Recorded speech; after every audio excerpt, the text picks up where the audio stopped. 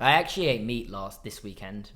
Wow, flop. Yeah, it was a shameful moment. So I think it should be like an ongoing bit that this video has a laugh track.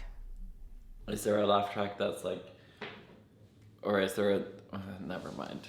I was just kind of hoping there'd be dead silence there in the edit, and it'd just be excruciatingly awkward. Am I gonna have to edit with a laugh track? No, I just think you should laugh. But you laugh at your own jokes, man. Yeah, so do you want to just use my laugh? Do you want me to just do some like recordings of my laugh to use as a laugh? Okay.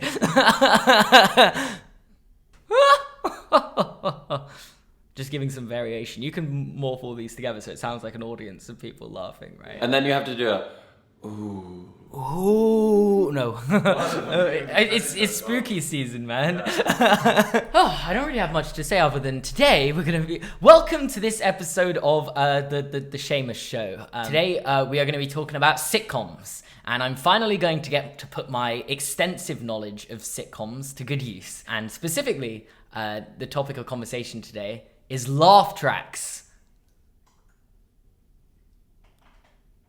Let's do some quick opinions on laugh tracks, Vegard. What do you think of laugh tracks? They're terrible. Do you want to elaborate on that point? No. No, I just find them so annoying because I'm like, yeah, thank you for telling me where to laugh. Great. Now I don't think it's funny anymore. Yeah, like some people would say it's almost an insult to a viewer's intelligence, putting a laugh track in there. Yeah. You don't know when to laugh because you're a dumb viewer. Because I know you, for one, have said before, like, you just can't watch a show with a laugh track in. Like, you literally can't do it. If it's a show that is meant for adults, yes. Okay, well, what would you say a show not meant for adults with a laugh track in is? Like a Disney show.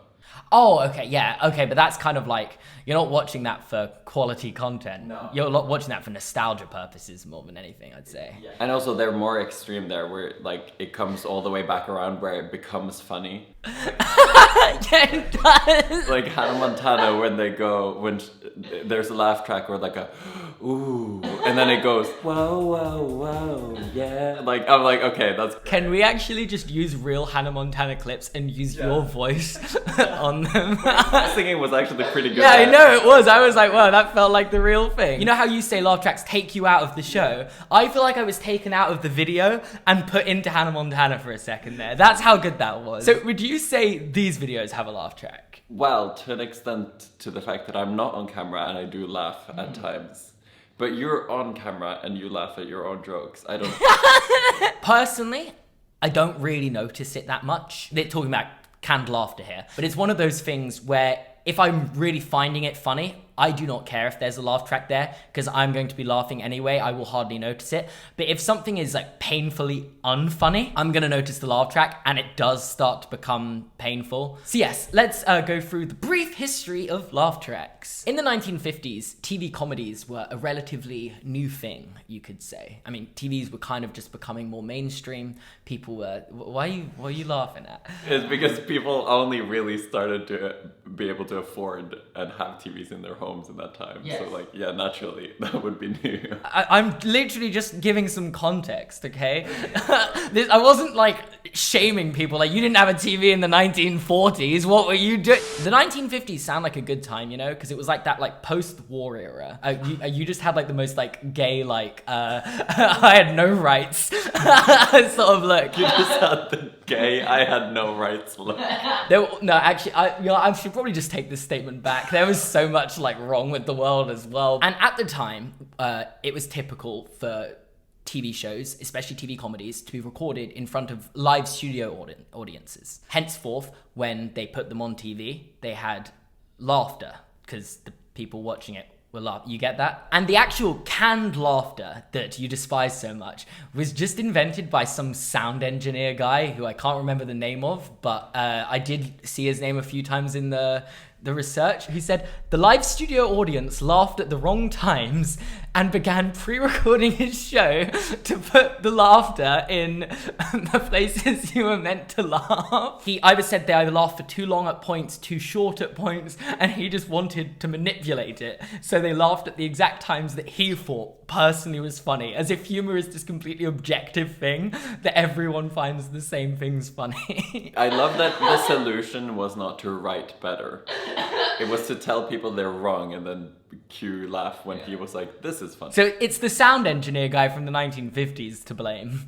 But for the most part, when laugh tracks were first introduced, they were seen as something to ease audiences into watching TV comedies, as opposed to having watched comedies more, as you said, in person. Whereas now, we have grown up, and I mean, 2-3 generations have grown up with just watching comedy on the TV, so was never familiar with this, watching it with a live audience before in the first place anyway. But it didn't seem weird when you were a kid and watching Disney Channel. No, you're right. But do you think there's a lot of things that wouldn't have... It's just because like, that was the thing they did. As I was saying, the laugh tracks started to die out, and they started to phase it out in the 80s and 90s. And based on my research that I did for an hour this morning, I believe it would have been fully gone by the end of the 90s had the best sitcoms in the 90s, or the most popular sitcoms in the 90s more specifically, all had laugh tracks in. But wait, no, that sentence didn't make sense. Because you said it would have been completely gone in the 90s had they had. So, but you mean had they not had? Oh, yeah. Should I just do that again? There were shows, like comedy shows without laugh tracks in the 90s, but they weren't the ones that did massively well. Weirdly, the shows with laugh tracks in the 90s did exceptionally well. If all the shows with laugh tracks in the 90s completely flopped, I think it would have died out there. I've actually made it a mission of mine to watch every sitcom from the 90s onwards, or every popular sitcom from the 90s onwards. I have no interest in watching boring, bad ones. I feel like I've seen most of the popular ones, but I'm still making my way through them. I don't know if I told you about that, but... You have not, but I have been noticing you've been watching a lot of them, so... I watch sitcoms a lot now. Because I really... Because the way I notice as well as I walk into the room, there's some like homophobic joke going on, and you're just like... Yeah, this is pretty old. And so I just wanted to address the fact that I've realized when off camera that my things are completely uneven, and I just wanted to sort this out on camera so that I don't look like an idiot for the rest of the video. So you're probably wondering, Seamus, how are you planning on watching every sitcom ever made? They're all on different streaming services everywhere around the world, and let me tell you, I don't have a problem with that because I use Surfshark. Is that good? Sure. Like, look at Disney Plus over here in the UK. Look at all these sitcoms on Disney Plus. You don't have these sitcoms if you're based in America or... Somewhere else. Somewhere else?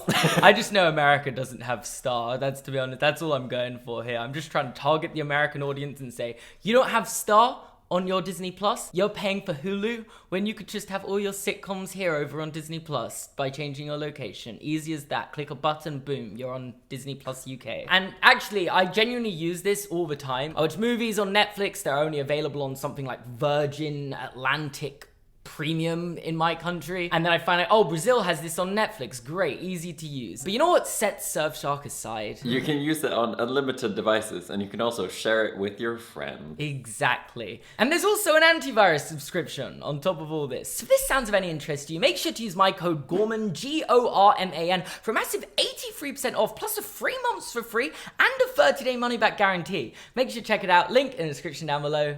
And yeah, my first point is that humor is subjective. Wait, first point of what? This is a new section of the video.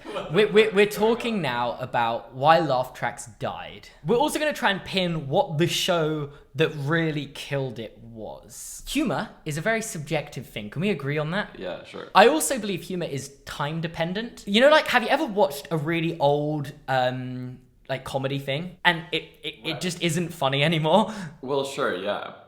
And this is what I mean. I think humor can be I would find something funnier that is relevant to ongoing events and topics now than something from 30 years ago. I don't find things pre-90s particularly funny. I just don't think the humor really translates. This could be to do with the fact I was born in the 90s, and if a sitcom starts in the 90s, it usually can run for 10 years and go all the way into the 2000s. So I can kind of get some of the cultural references and stuff. But for example, if I ever have kids, they're not going to find Ted Lasso as funny as I find Ted Lasso, because they're going to miss a lot of the jokes because it's not going to be relevant to them. But I don't believe there is such thing really as just universally funny things. What was the show that killed laugh tracks? I see Friends as the kind of the one that gets all the heat for having a laugh track. But then you also have shows like Seinfeld and Fresh Prince of Bel-Air that also have laugh tracks that don't get as much heat. They're kind of like universally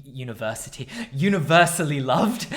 Yeah, as I say, it was commonplace for shows to be shot in front of a live studio audience back then. So there was always going to be laughter in those shows in some way. However, in the 2000s, there were shows that tried to replicate Friends and were using this laugh track now well into the 2000s, even 2010s. And I think one of the biggest contenders for killing the laugh track, way more than Friends, and also does get quite a bit of stick, is The Big Bang Theory. To be fair, again, it was filmed in front of a live studio audience, so there was always going to be some sort of laughter going on in the show. I feel like people forget, The Big Bang Theory finished in 2019. That's like not that long ago. That show ran for 15 years, basically just replicating the Friends formula with more nerdy jokes. I definitely think The Big Bang Theory, for me, was a show I liked when I was a teenager and grew out of it, because I liked it as a kid, but I have never watched like the last 7 seasons probably. But it's another show that gets a lot of stick for the laugh track and the death of the laugh track, and I think probably more deserved than Friends. Once The Big Bang Theory was coming out, laugh tracks were not as commonplace in sitcoms. I also kind of forget that How I Met Your Mother has a laugh track, because it's kind of caught in that limbo period where laugh tracks are kind of going out, and it feels like a show that could have had a choice on whether they put it in or not. But it's a weird one because it isn't filmed in front of a live studio audience. So therefore there's no actual laughter. So they don't actually they don't crack a joke and then stop and wait for laughter. That sounds more acceptable, because I think what I get caught off guard with a lot is the pause and like the Howard, did you see that?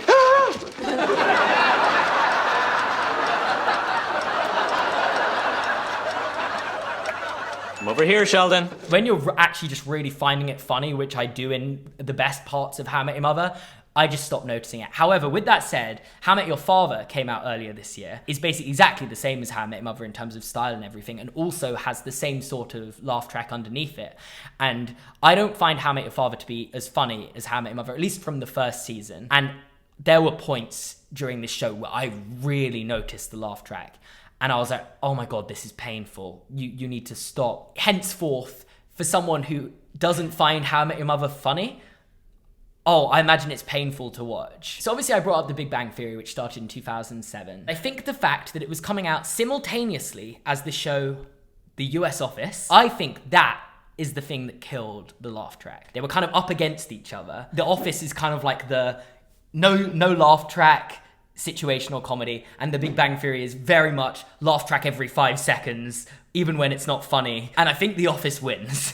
Yeah. I think most people agree The Office wins. All of the big famous sitcoms up until The Office had a laugh track. And I feel like that was the first one to really come in without a laugh track, and a generation of people grew up watching. I think our generation grew up watching The Office in the way millennials grew up watching Friends. In the early 2000s, they were making shows to try and replicate Friends' success. You have shows like The Big Bang Theory, How I Met Your Mother, coming out trying to replicate that Friends formula. The sitcoms coming out now are much more trying to follow the Office formula than the Friends formula. However, with that said, there are popular shows coming out today that are, I still think, trying to follow the Friends formula. And you have shows like New Girl, for example. It's more taking place in an apartment and focusing around the lives of friends.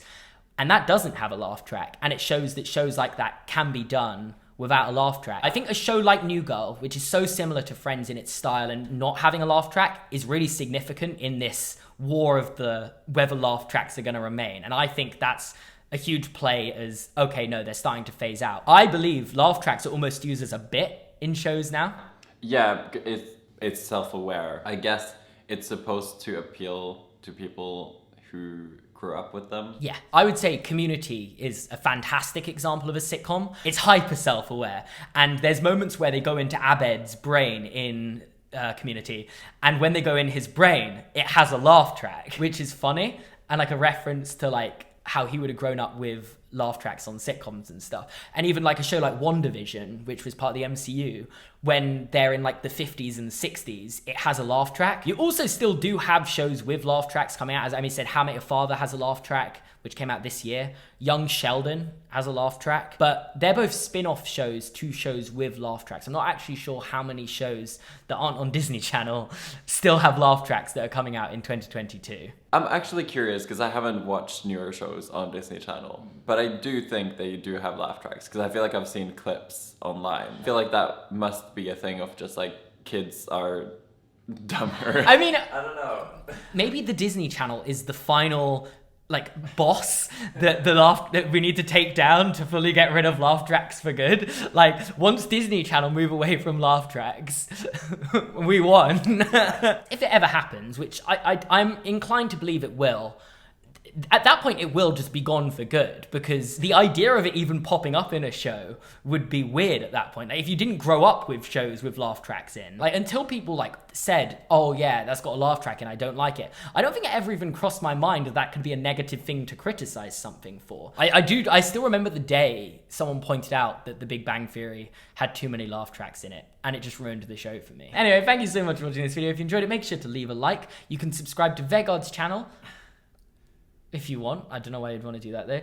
You can also watch another video by clicking the links on the screen. Twitch. Twitch! Oh! Yeah, okay, wait, should I just start again?